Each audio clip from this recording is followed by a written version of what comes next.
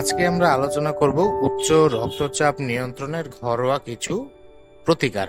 তো প্রথমে আমি যে জিনিসটির নাম বলবো সেটি হচ্ছে আদা। উচ্চ রক্তচাপ নিয়ন্ত্রণে আদা চা অনেক উপকারী। আদা হৃৎপিণ্ডের সংকোচন শক্তি এবং হাড় কমাতে সাহায্য করে। এটি একটি ক্যালসিয়াম চ্যানেল ব্লকার হিসেবেও কাজ করে, যা রক্তচাপ কমাতে সহায়ক। 1 কাপ পানিতে কয়েক টুকরো আদা নিয়ে 5 মিনিট সিদ্ধ করে নিন। এরপরে ঠান্ডা করে আদা চা কিন্তু আপনি পান করতে পারেন।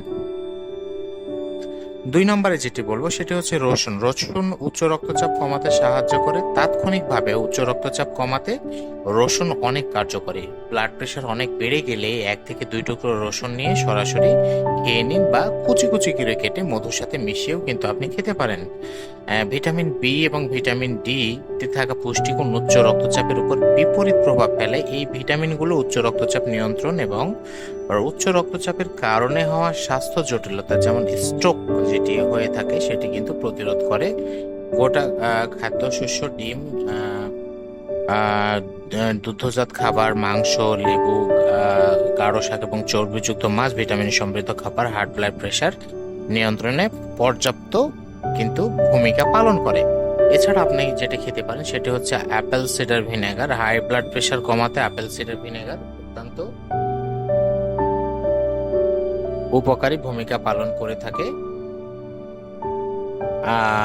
আপেল সিডার ভিনেগার শরীরে রেনিন নামক এক এনজাইমের কার্যকলাপ হ্রাস করতে সাহায্য করে, যা উচ্চ রক্তচাপ তৈরি করে থাকে। 1 গ্লাস গরম পানিতে 3 চা-চামচ আপেল সিডার ভিনেগার যোগ ভালোভাবে মিশিয়ে পান করতে পারেন। এছাড়াও লেবুর রস, গ্রিন টি, ওমেগা 3 ফ্যাটি অ্যাসিডে যে ফ্যাটি অ্যাসিড যে খাবারগুলোতে থাকে, যেমন হচ্ছে স্যামন, টুনা, সামুদ্রিক মাছ, বিভিন্ন বীজ, আখরোট, চিয়া সিড, বাদাম, এগুলো কিন্তু আপনি খেতে পারেন।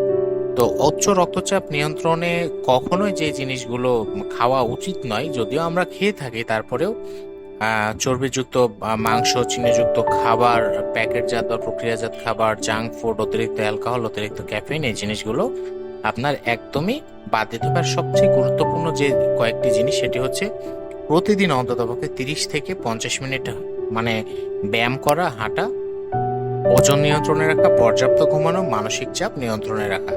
তো অ্যালকোহল যারা পান করেন, যারা মদ্যপানের যাদের অভ্যাস আছে এবং যাদের ধূমপানের অভ্যাস আছে, অবশ্যই এই জিনিসগুলো কিন্তু আপনারা এড়িয়ে চলবেন।